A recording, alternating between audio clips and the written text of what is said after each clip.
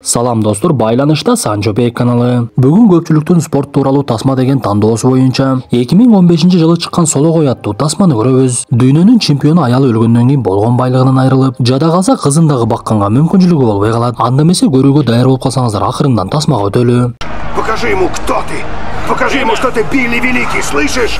Тасманын башында бокс боюнча жарым оор салмактагы дүйнөнүн чемпиону 43 жаштагы Билли Хоуп катардагы бокстук беттешине даярданып жаткан. Анын башкартыруучулары колун таңышып байкоочулар келип ал жерди текшерип, бул убакта каарманыбыздын жанында менеджер Джордж Мэйн дагы жүргөн. Бир кезде ал жерге Биллинин аялы Морин келип, Дмитрий Биволдун аялына окшоп ойду тоону сүйлөбөй, Биллиге тескерисинче күч берип, сен буйруса сөзсүз жеңесиң. Болгону бетиңди абайлаганыңда бир кезде эле беттеш башталып кетет. Анда Билли бетин абайламак турсун көзүнөн жаракат алса да кайра сокку жеп, келтек жегенине карабай колуңдан ушул эле келеби деп атааңдашын ызаланта берет. Бул убакта беттеш 10-бөлөккө жетип калган болчу. Анда Билли бул жолу беттешти олуттуу баштап атааңдашын сулайта чаап, кайра туруп беттешти улантайын деген мезгилде такыр эле тургуз кылып сокку өткөрөт. Ошентип каарманыбыз бул жолу дагы беттешти утуп жаңы курдун ээси болуп, биз ушул жерде Билли Хоуп 43 жашка чейин бир дагы жолу жеңилбегендигин түшүнөбүз. Бирок ал беттешти утканы менен денесинде көп жаракат алып, кандар агып, муну көргөн аялы Биллиге боорооруп, анын кансырап олтургандыгын көрүп чыдай албай дагы кетет. Ошентип беттештен кийин каарманыбыз кабарчылардын алдына чыгып алардын суроолоруна жооп берип, кийинки беттешти ким менен өткөрөйүн деп жатасыз десе эле ал жакта түшүнүксүз бирөө сүйлөй баштайт. Көрсө Мигель Эскобар деген жашыраак боксчу каарманыбызды беттешке чакыруунун аракетин кылып, трэш-ток уюштуруп шоу кыла баштайт. Бирок Билли ага көңүл бурбаганга аракет кылып, эми жолугабыз деп ал жерден кетип, сыртка чыккандан кийин менеджерине кыйкырындып, мага сөзсүз жанагы чилиш менен беттеш уюштурушуң керек. Ал өзүн ким деп ойлоп атат, мен аны сөзсүз жеңишим керек. Мен деген чемпионмун да десе, менеджер анын сөзүнө көнгүсү келбегендей болот. Анткени Мигель өтө жаш, анан дагы күчкө толуп турган мезгил болчу. Ошентип каармандарыбыз үйүнө кайтып келсе, алардын үйү өтө чоң. Жашоолору жыргалчылыкта экендигин көрөбүз. Билли биринчи эле кызына барып ага жакшы көргөндүгүн айтса, кызы каарманыбыздын бетиндеги жаракаттарын эсептеп, бул жолу мурдагыдан караганда көбүрөөк экен. Мени деле беттешке алып алсаңыздар болмок, мен дагы көргүм келип жатат да. Апам эле болбойт атат десе, апасы сен азыр жашсың деп коет. Мындан соң каарманыбыз аялы менен өзүнүн бөлмөсүнө кирсе, аялы сөз баштап, сен бир аз беттештерден тыныгып алсаң жакшы болмок. Анткени ар бир беттеште өтө көп жаракат алып жатасың. Же болбосо жаракат албай мушташ десем такыр эле көнбөдүң. Мен сен үчүн ойлонуп жатам десе, Билли анын сөздөрүнө көнгүсү келбей турса, биз ушул жерде аялы Мориндин чындап эле акылдуу экендигин түшүнөбүз. Анткени ал Биллиге кайрылып, макул, сенин бүгүн ден соолугуң бекем экен. Бирок эртең мындай беттештерди өткөрө берсең такыр эле чачылып кетесиң. Ошондо сенин айылына чөйрөңдө жүргөндөрдүн бардыгы жок болот. Бир эле мен менен кызың калабыз. Бизге ошондой тагдырды каалап жатасыңбы десе, Билли беттешке түшүүсүн токтоткусу келбей жаткандыгын айтат. Ошентип эртеси ал жерге Мэйн келип каарманыбызга жаңы келишин сунуштап, 2 жылда 3 беттеш өткөрсөк болот экен десе, аялы бул нерсеге көнгүсү келбей, ал азырынча эс алыш керек, бул келишимге кол койбойт го. Тыныгуу албаса болбойт десе, Мэйн ага жооп берип, мен Биллини жакшы билем, ал боксу жок, тура албайт. Анан дагы жашы бир топко келип калды, аз эле убактысын пайдаланып калбаса кийин кеч болуп калат дегендей кылат.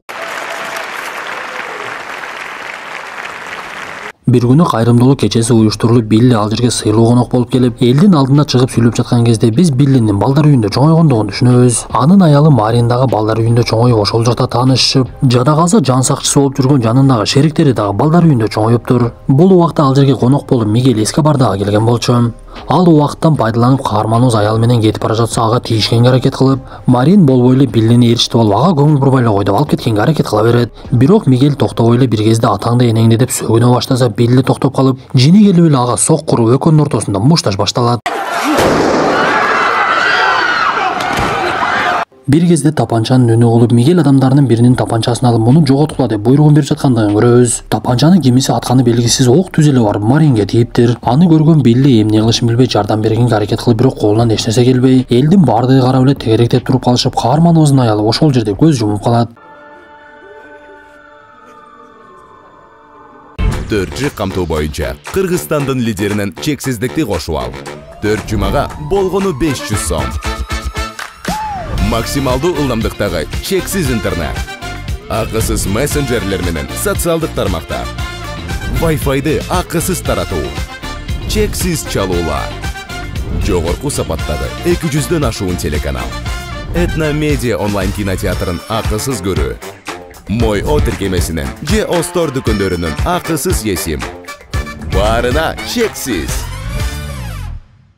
Ошентип окуядан кийин ал жерге тартип сакчылар келип, бирок эч кимиси жаратарлык деле маалымат таба алышпай, ал жерде тургандардын бардыгы көбөлүккө чыкпай, биз бул ишке аралашкыбыз келбейт деп койгондугун айтышат. Ошентип бир замат деле аялынан айрылып, каарманыбыздын денесинин бир бөлүгүн жулуп алгандай эле болот. Ал окуядан кийин кызына деле жакшы көңүл бура албай, эмне кылышын билбей, бир күнү тапанчасын көтөрүп алып эле өч алууну чечет. Ал эшикке чыкса, жанында жүргөн жан сакчыларынын бири келиптир. Ал Биллини токтотконго аракет кылып, сен шашылып туура эмес иш жасап койбо. Биз аялыңды сактай албай калдык. Бизди кечирип кой десе, каарманыбыз жини келип ага тапанча такап, сенин ишиң бир гана менин аялымды караш болчу, ал нерсе да колуңдан келбеди. Көзүмө көрүнбөй бул жерден зыйт кармачы деп эле кетирип жиберет. Каарманыбыз биринчи эле Мигелдин жанында жүргөн адамдардын бири Эктардын үйүнө барып, анын аялын көрүп, Эктарды чакырып кой деп тапанча такаган кезде ал жерде балдары жүргөндүгүн көрөт. Ошондо гана Билли өзүнө келип, туура эмес иш баштап алгандыгын түшүнүп калды окшойт. Ошентип арадан канча убакыт өттү, белгисиз айтор бир күнү каарманыбыздын финансисти Саймон келип, Биллиге кабар берип, сенин акчаң түгөнүп бара жатат. Салыктар дагы төлөнбөй калган, маселени чечпесең, унааларды дагы үйүңдү дагы алдырып коюшу мүмкүн десе, каарманыбыздын жини келип, менин буга чейинки акчаларым эмне болду десе, алар сот ишине кетти, жана башка чыгымдар болуп жатат да деп айтып берет. Анда бул нерсеге күбө болуп турган Мэйн каарманыбызга өзүнүн сунушун айтып, азыр Турей деген боксчу менен келишим түзүп беттешке чыксаң болот. Эгер кол кое турган болсоң, акчалай маселелериңди да чечип алмаксың. Аялыңдын өлгөнүнө мен деле капа болуп турам, бирок жашоону улантыш керек да. Кайрадан бокска кайталы десе, каарманыбыз макулдугун берип кол коюп берет. Ошентип беттеш башталып, бул жолу дагы Билли адаттагыдай эле келтекчеп, бирок мурдагыдай жооп бергендин ордуна колун көтөрүп жашырынып дагы койбой, ачык эле келтекчеп бети башы канжалай баштайт. Анда машыктыруучусу жини келип, эгер ушинте бере турган болсоң, мен беттешти токтотуп коёмун. Биз эмне бул жака келтекчеш үчүн келдик беле? Ушу кантип болсун деп Биллини тилдесе, ал ага деле карабай кайра эле келтекчеп, машыктыруучусу чачыгын ыргытып беттешти токтотуп салат. Анда Билли жини келип, ошол жердеги калыстардын бирин жыга сүзүп, беттеште жеңилип чыккандан кийин жуунучу бөлмөдө жалгыз калгандыгын түшүнөт. Ал аз келгенсип Мэйн аны чакырып, сен негизи өтө туура эмес кылдың. Ортодогу калысты эмнеге сүзөсүн, эми бизге айып пул салат. Анан дагы сага бериле турган акчаны төлөбөй турган болушту. Тескерисинче карыз кабаттың, эми үйүңү сатышың керек десе, каарманыбыз эмне кылышын билбей, Мэйн менен дагы байланышы үзүлгөндүгүн түшүнүп, ал жерден чыгып кетет.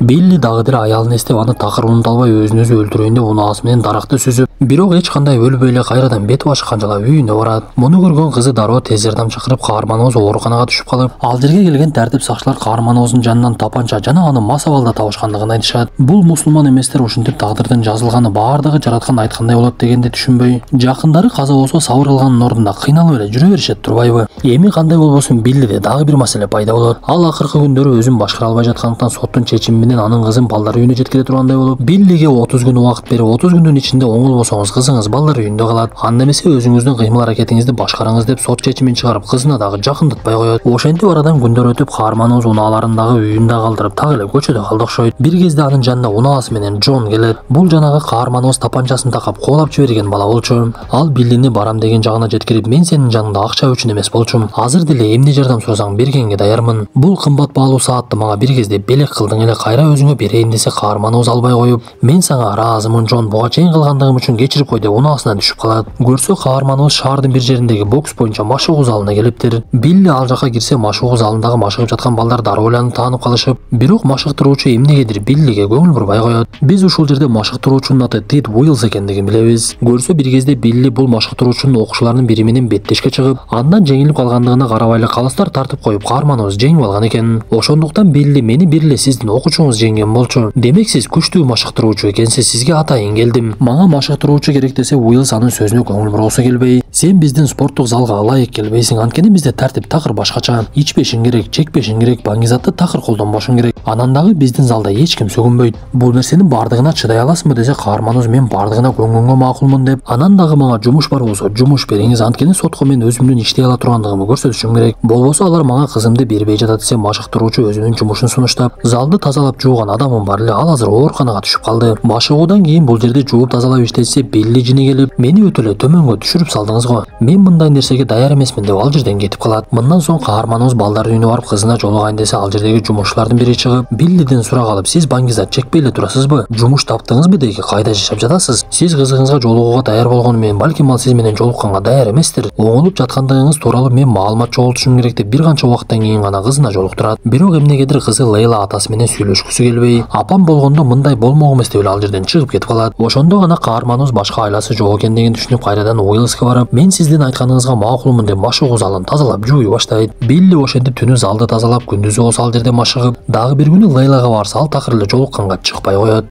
Мигель Эскобар стал новым чемпионом мира в полутяжелом весе по версии... Бул убакта Мигель жарым оор салмактын чемпиондугуна чейин жетип, каарманыбыз эс алуучу жерлердин бирине кирсе ал жакта Уиллс олтуруптур. Бирок Уиллс буга чейин Биллиге ичпеймин деп айткан болчу. Кантсе да Билли анын жанына олтуруп калса, Уиллс сөз баштап каарманыбызга суроо салып, "Сенин деги мындан нары бара турган максатың эмне? Мындай абалга эмнеге түшүп калдың? Ошол суроолорго жооп таптыңбы?" десе, Билли аялым өлгөндөн кийин ушундай болду деп. Бирок бул жооптор Уиллсты такыр ынандырган жок. Ал кайра эле ошол суроону берип кайталай берсе, Биллинин бир кезде жини келип, отургучту аңтара чабат да ал жактан чыгып кетип калат. Бирок ал бир аз убакыттан кийин жини таркап кайрадан ал жерге келсе, Уиллс сөзүн улантып, "Сенин бул абалга түшөрүңө ушул нерсе себептүү. Сен өзүңдүн жиниңди кармай албайт экенсиң. Анан дагы келечегиң жөнүндө ойлонбопсуң. Ал нерсенин баардыгын аялыңа өткөрүп берип коюпсуң. Сенин бүгүнкү кылган чечимдериң эртеңки келечегиң. Макул, буга чейин жаңылдың. Эми мындан нары туура чечимдерди чыгарышың керек" десе, бул сөздөрдүн каарманыбыз сабак алат. Ал ошол күндөн кийин машыгуу залынан чыкпай, ал жердеги жаш балдарды өзүнө кошуп машыктырып, анан дагы жууп тазалап, залды ар дайым жакшы карап жаткан. Бир күнү Уиллс анын жанына келип, "Эртеңден баштап экөөбүз дагы машыгууну баштайбыз. Эми чындап бардык нерсени кайтарам деген максатың барбы экен көрөбүз" деп эртеси күнү машыгууну баштап, биз ушул жерде Уиллстын чындап эле өтө мыкты машыктыруучу экендигин билебиз. Анткени ал каарманыбыз буга чейин өмүрү укпаган сөздөрдү айтып, өтө башкача ыкмада машыктырып, "Мен сенин беттештериңди көрсөм, сен бокстагы эң башкы нерсени билбейт экенсиң. Бул деген соккулардан качуу же болбосо аларды тосуу. Сен болсо аларды бир гана бетиң менен тосуп жүрөсүң. Мындай абалда ден соолугуң тез эле түгөнүп калат" деп ал жердеги балдар менен беттештирип, "Сен сокку өткөрбөй жалаң гана тоскунуң" деп коргонуусун үйрөтө баштайт. Посещение ребенка по-прежнему только под присмотром. Арадан бир ай өтүп дагы бир жолу сот отуруму болуп, каарманыбызга бул жолу деле кызын кайтарып бербей, "Аракетиңиз жакшы экен, бирок дагы бир ай күтө туралы. Туруктуу жумушуңуз жана жашай турган жериңиз болсо, кызыңызды алып кетсеңиз болот" деп дагы бир айга созушуп, бул жагдайды сүйлөшүп эле Билли Уиллс менен олтуруп калат. Анда Уиллс өзүнүн көзү жөнүндөгү окуяны айтып бере баштайт. "Мен дагы бир кезде профессионалдык боксчу болчумун. Беттештердин биринде жеңип бара жатып, атааңдаштын артынан кубалап, атааңдаштын соккуларын унутуп калып эле коргонбой калган кезде оң колу келип дагы эле көзүмө тийген. Мен ошол мезгилде өзүмдү жоготуп ойгонгон кезде көзүмдөн айрылгандыгымды түшүндүм. Эми жашоодо ушундай өйдө ылдый боло берет экен" деп каарманыбыз кызын ала албай жаткандыгы үчүн көңүл айтат. Күндөрдүн биринде каарманыбыз машыгып жаткан залга Луо деген адам келип өзүнүн сунушун айтып, "Биз жакында ардагерлер үчүн кайрымдуулук кечесин уюштурабыз. Ал жерде Кит Бреди деген боксчуга каршылаш керек. Ошого сени чакырабыз" деп Биллиге сунуштаса, Билли дароо эле Уиллс менен кеңешип, Уиллс макулдугун берип, "Эми сен машыгып жаткандыгыңдын жыйынтыгын көрүшүң керек. Ал жерде болгону көргөзмө беттеш болот. Чыгып бир рингде эстеп кой" деп арадан көп өтпөй эле беттеш башталып, каарманыбыз бул жолу мурдагыдай болбой келген соккулардан жакшы коргонуп жатты. Ошентип бир кезде беттештин 7-чи бөлүмү келгенде каарманыбыз каршылашынчыга чаап, ал оңго чейин санаганда ордунан тура албагандыктан жеңишке жетет. Анда беттештен кийин ал жерде булуттан чыккан айга окшоп эле Мэйн пайда болуп, каарманыбыз менен учурашып, "Сен аябай өзгөрүпсүң, мурдагыдан караганда мыкты беттешип атасың. Ошондуктан менин сага жакшы сунушум бар. Азыр Мигель Эскобар чемпион экендигин билесиң. Ага каршы чыкканга макул болсоң, мен 6 жумадан кийин беттеш уюштуруп беремин. Бул сенин кайрадан чоң бокска кайта турган мүмкүнчүлүгүң" десе, каарманыбыз кубанып кетип, дароо эле Уиллс менен сүйлөшүп, "Мага акча керек, кызымды да кайтарып алганга мүмкүнчүлүк болчудай. Бирок сен мага машыктыруучу катары керексиң. Сураныч, мени бул беттешке алып чык" десе, Уиллс анын сөздөрүнө жини келип, "Сен буга чейин басып өткөн жолуңду унутуп калдың окшойт. Мэйн сени оңой эле таштап кетти эле го. Кайра эле бунун сөздөрүнө ишенип жатасыңбы? Акылыңа дагы деле кире эле окшойсуң" деп ал жерден чыгып кетет. Анда Билли кечинде машыгуу залына барса, Уиллс жини келип эле калтаны ургулай баштаптыр. Көрсө, Уиллстын окуучуларынын бири каза болуп, апасы менен атасы уруша кетип, апасына болушайын деген мезгилде атасы тапанчасы менен атып салган болот. Муну уккан Уиллс жини келип, "Мен ушул убакка чейин балдарды жакшы жолго тарбиялаганга аракет кылып жатамын. Бирок алардын үй бүлөсүндө тынчтык жок болсо, менин аракетимден майнап чыкпайт экен да. Ошондуктан мен сенин оюңду туура көрүп беттешке чыгарууга макулмун. Анда эмесе баштайлы" деп ошол күндөн баштап машыгууларын башташат. Бул убакта дагы бир жолу сот отуруму болуп, акыр аягы каарманыбызды кызын алып кеткенге уруксат беришип, Билли кызы Лейланы алып чыгып биринчи эле аялынын мүрзөсүнө барышат. Каарманыбыз ошол жерде кызына кабарын айтып, "Мен жакында беттешке чыгамын. Бул жолу мен сага беттешимди түз абада көргөнгө уруксат берейин. Буйруса жакында үйлүү дагы болобуз" деп кызы менен элдешип машыгуусун улантып, көңүлүн толугу менен машыгууга коюп, Уиллстын сөзүнөн чыкпай жатты. Ошентип күткөн күн келип, Лас-Вегаста беттеш башталат. Бул жолку беттешти элдерге өч алуу катары жарыялашкан эле. Анткени буга чейин каарманыбыздын аялынын өлүмүнө эч кимди табышпай, эч бирөөсүн камашпаптыр. Поехали! Тони Уитт сказал, что... Ошентип бир кезде беттеш башталып, Билли Мигелдин аябай шамдагай экендигин сезет. Анткени ал өтө тездик менен Биллиге сокку өткөрүп, каарманыбыз качканга дагы жетишпей калып, жооп кылып соккулар дурса эч бири Мигелге тийбей дагы коет. Ошентип беттештин экинчи бөлүгүнө келген кезде эле каарманыбыздын сол көзүнөн кан кете баштап, муну сыналгыдан көрүп жаткан кызы кабатыр алып, эми эмне болот деп ойлоно баштайт. Бир кезде үчүнчү бөлүк келип, каарманыбыз нокдаун түшкөнгө дагы жетишип, тыныгуу учурунда ага Уиллс мыкты кеңештерин берет. Беттештен 3 бөлүгү өттү. Сен эми анын кандай экендигин сезип калдың. Коргонууну мыкты кылагындагы анын соккуларын пайдасыз кылгының. Ошондо ал сени урганга аракет кылып ачылып берет. Кана баштачы деп эле беттеш уланып, каарманыбыз так эле машыктыруучусу айткандай кылып, Мигелден кем калышпай ага соккуларды өткөрүп буга чейин 3 бөлүктө жеңилсе эми жеңе баштайт. Ошентип беттеш тез арада эле 10-чу бөлүккө чейин жетип келет. Анда эки мушкердин тең беттеринин кандары кетип, экөө тең чарчап калышып, Мигелдин айласы кетип канча урса деле бирлиге мыкты сокку өткөрө албай, беттештин 11-чи бөлүгүндө аны башкача жол менен жеңейин деп аялы жөнүндө жаман сөздөрдү айта баштайт. Бул учурда каарманыбыз мурдагы адаттарындай эле өзүн карамай албай жини келип, ортодо калыстын бөлүштүргөнүнө карабай эле ызы чууга түшө баштайт. Бул нерсени байкаган машыктыруучу дароо эле каарманыбызды олтургузуп алып аны соорото баштап, сен мындай адатыңды жок кылдың эле го, бул адаттын бардыгы сени жамандыкка алып барарын билесиң да. Азыр сенин бүткүл дүйнө карап турат, эң эле башкысы сенин кызың карап турат. Мигел сенин жеңип бара жаткандыгыңды билип ушул жолго барды. Сен ага оңой эле ушинтип өзүңдү башкартып коесуңбу эмне? Андай кылбай өзүңдү колго алып жеңишке гана умтулгум десе, бул сөздөр каарманыбызга таасир этип, ал толугу менен өзүнө келет да жан күч менен беттештин акыркы бөлүгүнө чыгат. Анда Мигел кычаасанын биринчи эле талдуу жерге сокку өткөрүп, каармандарыбыз беттештин аягына чейин дээрлик тең эсеп менен бара жатышкан. Бир кезде машыктыруучу Уилс каарманыбызга оң колуңду иштеткениң деп кыйкырып, ошол замат Билли оң колу менен катуу сокку өткөрүп, сол колу менен Мигелди нокаутка кетирет. Бирок бир кезде Мигел ордунан туруп беттешти уландала тургандыгын айтып, ошол замат эле убакыт бүтүп беттеш толугу менен аягына чыгат. Ошентип эми калыстардын чечими калган. Анда көп убакта талаш тартыштын артында калыстардын ажырым чечими менен каарманыбыз Билли Хоп кайрадан чемпиондук курун өзүнө кайтарып алат. Каарманыбыз чемпиондук курун биринчи эле машыктыруучусуна белек кылып, андан соң кызына жолугуп, апаң болгондо үчөөбүз чогуу кубанмакпыз. Эми кандай болсо дагы тагдырга баш ээли, мен сени жакшы көрөм кызым деп экөө бири-бирине жакшы сөздөрдү айтып жаткан жерде тасма аягына чыгат. Достор, тасма жакса мыкты белгисин басып оюңуздарды сөзсүз калтыра кетиңиздер. Анда эмесе кийинки тасмадан жолугушканча ден соолукту жакшы карап, денебизди тарбиялап ар дайым спорт менен алектенип жүрөлү.